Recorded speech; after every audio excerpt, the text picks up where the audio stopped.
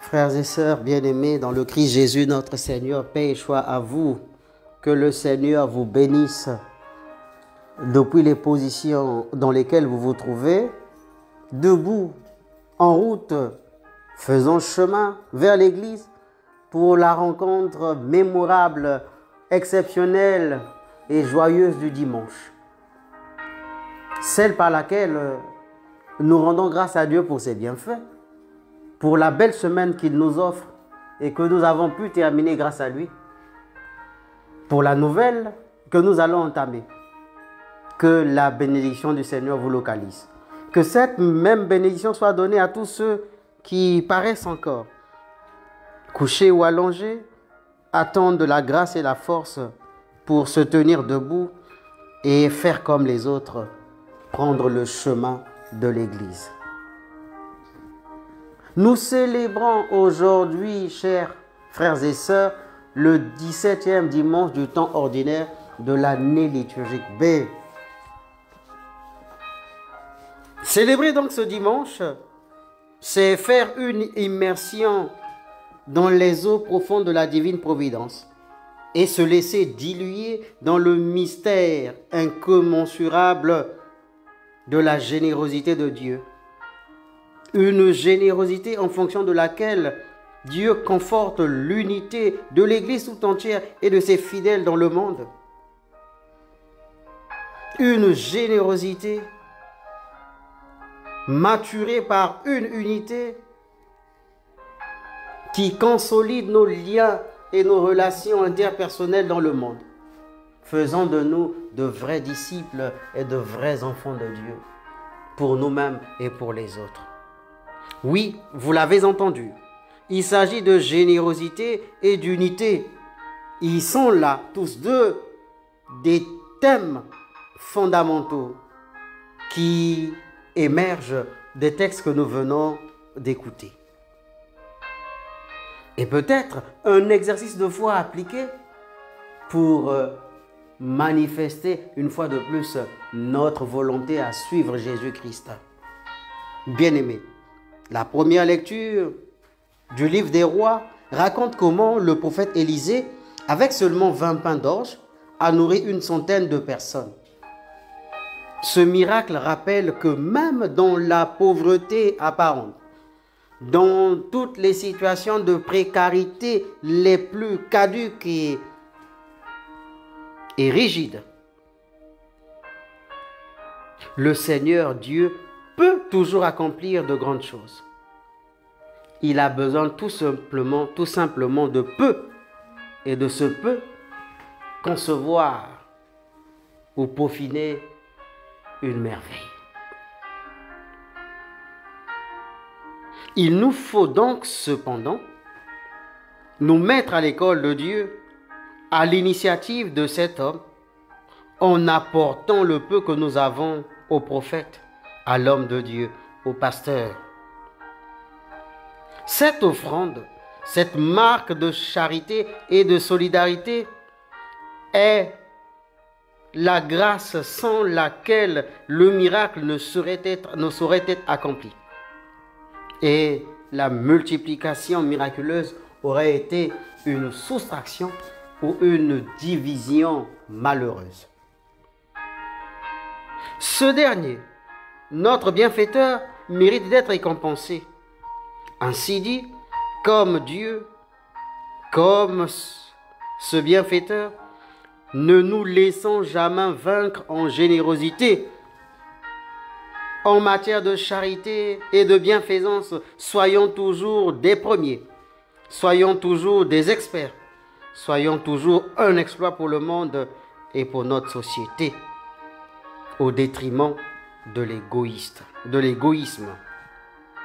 Que notre cœur se ferme et se referme à plusieurs tours pour barrer la route à la cupidité, à l'avarice, à l'ego, qui pousse certains à ne penser qu'à eux et à leur proximité restreinte, sans compter pour leurs frères, pour leurs sœurs, pour les bénéficier de leur charité et de leur générosité tous ceux qui sont très loin et les étrangers y compris.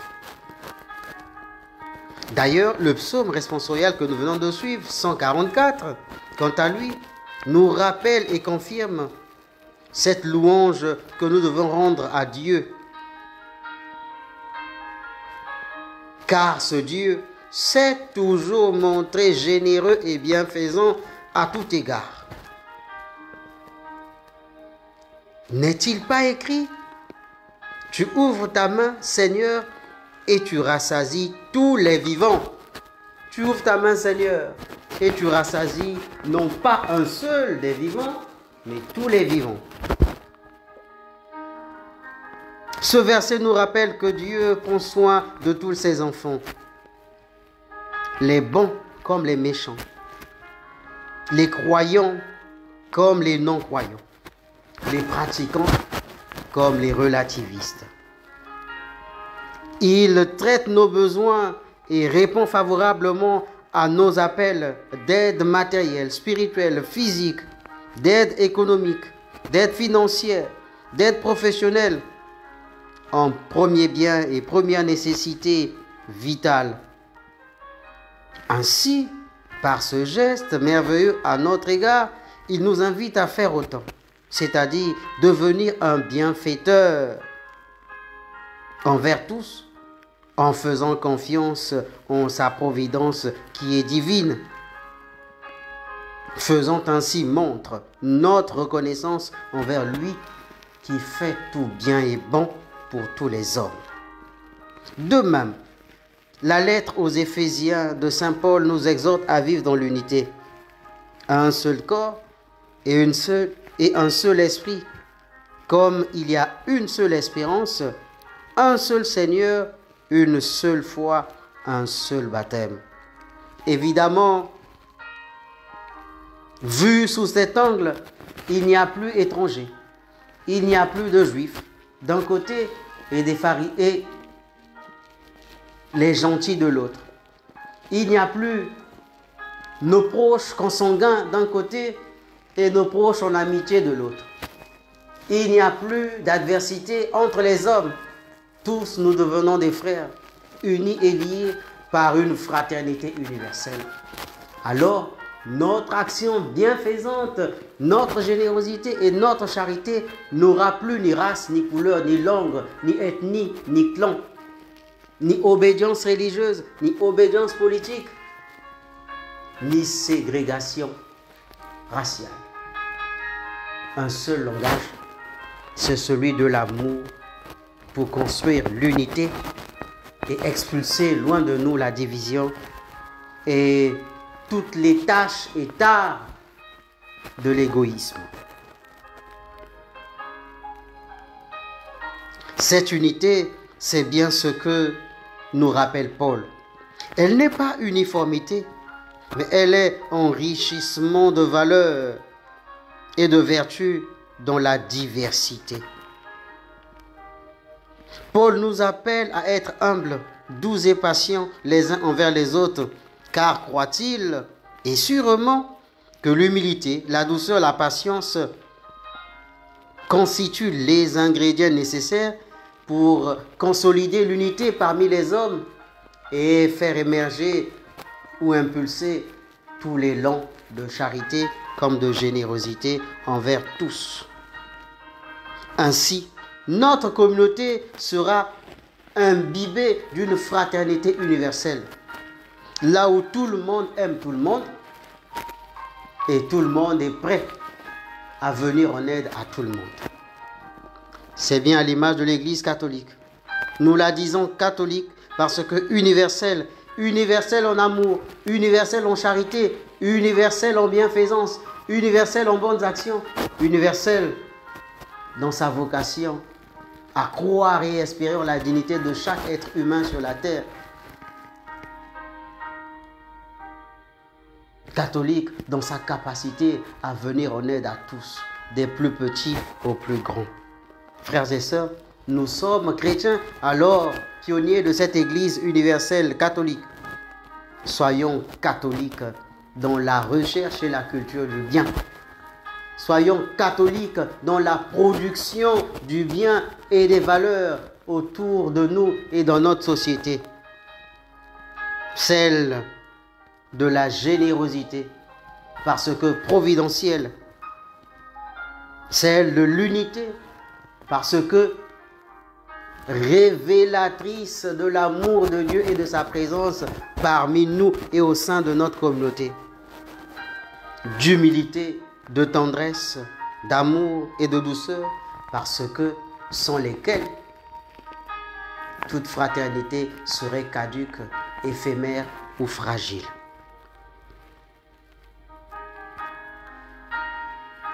L'évangile de Saint Jean d'ailleurs ne reste pas en marge de cette dynamique. Il nous présente aussi un épisode de multiplication de pain. Et ici, il s'agit d'un jeune garçon qui apporte son pain et son poisson à Jésus pour que porter de sa marque de générosité, que ce Christ ou que le Christ il fasse l'opération généreuse, fraternelle et catholique qui tienne, c'est-à-dire la multiplication des pains pour que tout le monde ait son pain et arrive au bout de sa faim. Il y a donc entre les deux miracles un parallélisme. Parallélisme à travers cet individu et ce garçon dont les marques symbolisent l'humilité et la générosité la plus parfaite. Dans un autre jargon, on aurait dit Bapesi Batalité, Apesa Atalate, c'est-à-dire ils ont donné le peu qu'ils avaient sans compter, sans voir, sans calculer. Oui, si nous voulons que Jésus soit porteur et promoteur de la formule magique, miraculeuse, qui nous permet de toujours multiplier la joie parmi nous, de pouvoir toujours multiplier les bonnes actions au cœur de notre vie et au sein de notre société, il nous faut donner sans calcul, il nous faut donner sans attendre.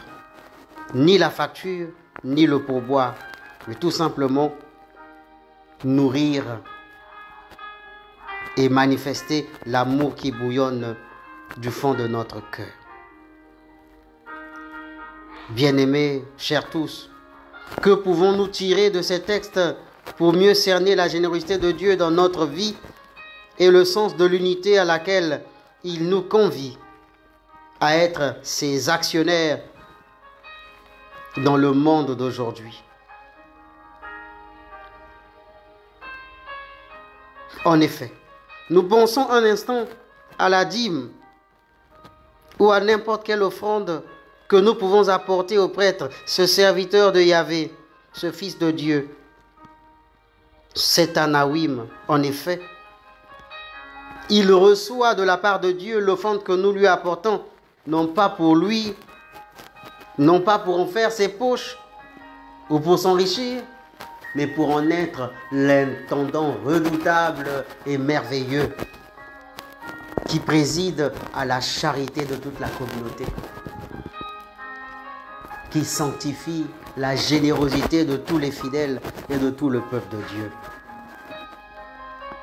Par lui, le Seigneur Dieu se montre merveilleux et providentiel auprès de chaque homme et chaque femme de notre humanité.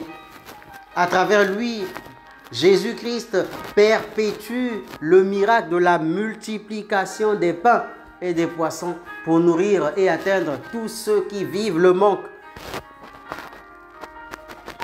et qui sont permanemment dans le besoin, qui attendent l'aide et la charité des uns comme des autres. De plus, l'unité que Paul prêche aux Éphésiens est cruciale pour la fraternité universelle que le Christ espère bâtir entre tous, des fidèles, des hommes et des femmes de ce monde. C'est bel et bien le projet que l'Église porte avec joie et avec ferveur. être pour Jésus-Christ et au nom de Jésus dans ce monde missionnaire de la charité et de sa providence. Une providence qui unit et qui éloigne les divisions. Une unité qui consolide les liens et non attise le feu ou embrase les familles. Cette unité ne peut que s'épanouir là où il y a la providence, c'est-à-dire solidarité et sollicitude envers tous et chacun. Qui peut le faire? Seulement ceux-là qui vivent au fond de leur cœur ou qui sont habités des germes et des capacités de patience, d'humilité, de douceur, de tendresse, d'amour et de paix envers les autres. Cela dit, soyons des instruments de la générosité et de l'unité à la cadence de Jésus-Christ. Demandons donc à Dieu la grâce de vivre en ses enseignements le quotidien qu'il nous propose. Charité et unité. Cherchons à être généreux avec ceux qui ont besoin d'aide, à les rassurer du manque qui les traumatise, à les guérir du nécessaire dont ils manquent, à leur apporter le Christ joyeux, humble et vivant,